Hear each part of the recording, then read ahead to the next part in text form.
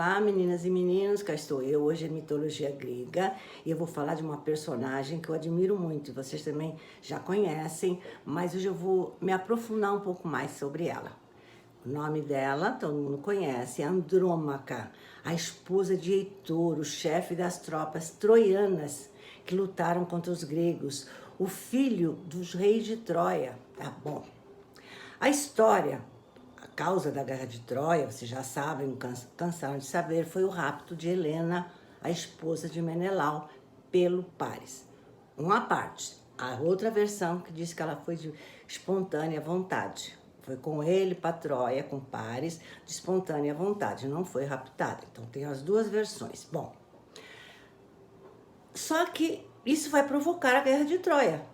Vocês sabem que na Grécia era assim, era formada de vários reinos e independentes, mas quando algum entrava em guerra, todos se uniam para ajudar. Então, começou a Guerra de Troia por causa do rapto de Helena, que foi para Troia com Paris, o filho dos reis de Troia.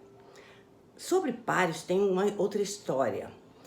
Quando ele nasceu, o oráculo falou para os pais, Príamo e Écuba, os reis de Troia, que esse menino ia causar o fim de Troia, a destruição de Troia.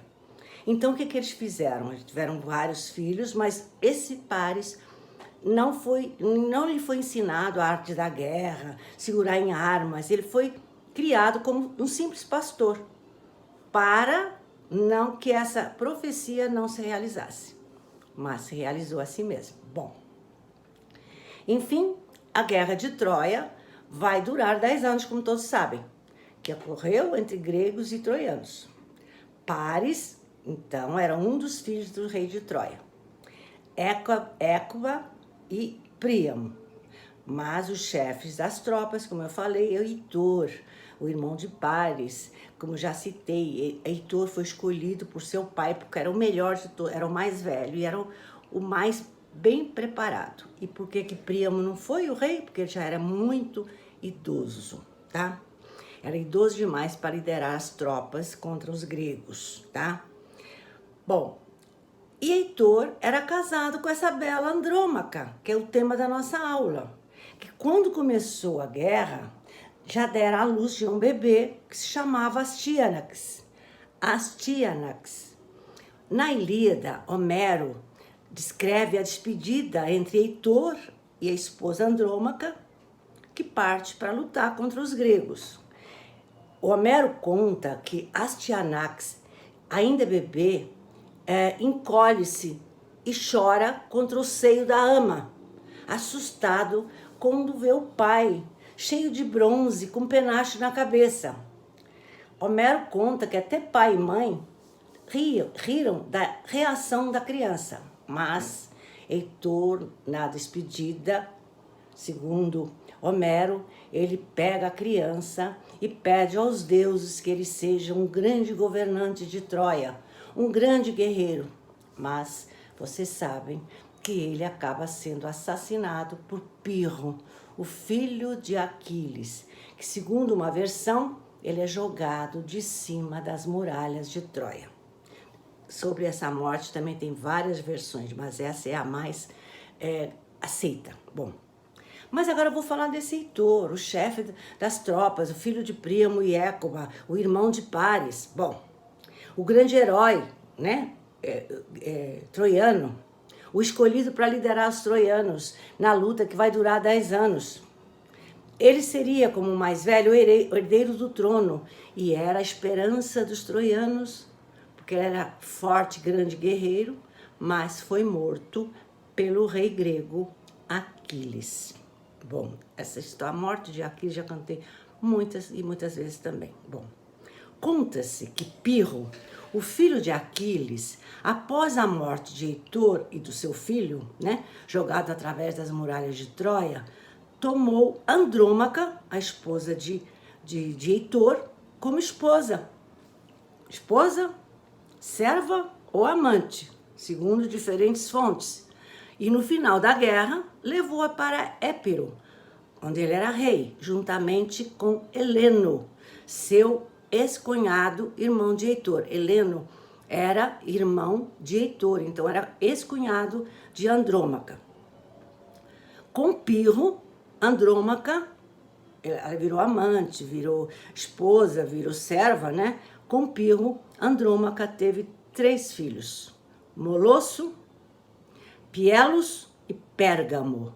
Pérgamo, vamos prestar atenção nesse filho de Pirro com Andrômaca, Pérgamo. Bom, mas conta-se que Pirro, quando voltou da guerra, foi assassinado por Hermíone, sua esposa. A esposa dele, que teve ciúmes de Andrômaca, sua amante e mãe de seus 3 filhos. Ela disse que não aguentou e mandou matar Pirro. Hermíone, sabe quem era Hermíone? Hermíone era filha de Menelau e Helena, os reis de Esparta. Quando a Helena foi para Esparta, ela tinha apenas... Desculpa, quando a Helena foi para Troia, ela tinha apenas 9 anos de idade. Foi abandonada pela mãe, Helena, que foi com Paris para Troia. E só retornou 10 anos depois. Aí ela acabou casando com Pirro, mas enciumada contra a Andrômaca, que já tinha 3 filhos com o marido, ela mandou matar Pirro, tá? Mas voltando a Andrômaca, com a morte de Pirro, seu marido, ou amante, ou servo, ou dono, né? E pai de seus 3 filhos, ela acabou se casando com Heleno, seu ex-cunhado, e irmão de Heitor. E com ele também teve um filho, Céstrinos. Andrômaca vai morrer em Pérgamo, cidade fundada por seu filho Pérgamo. Tinha o mesmo nome. Pérgamo fica na Turquia e possui um imenso sítio arqueológico, inclusive um teatro daqueles tempos. Mas, voltando aos reis de Troia, Príamo e Écuba. Eles tiveram muitos filhos, mas falarei de alguns com grande significação na mitologia grega. O primeiro, já falei, foi Heitor, né, casado com Andrômaca e morto por Aquiles. Foi o chefe das tropas troianas. O segundo foi Paris, aquele que levou Helena, causando a guerra, né? Conhece que Écuba foi avisada quando ele nasceu, já expliquei essa história, e por isso que colocaram para cuidar dos animais, mas ele assim mesmo foi o causador da guerra de Troia, porque roubou Helena e levou para Troia. Outros filhos dos reis de Troia, Cassandra e Heleno, os gêmeos que tinham dons proféticos. Esse Heleno que vai casar com Andrômaca depois da guerra. Há várias versões também sobre a origem desses dons que eles tinham. Várias origens.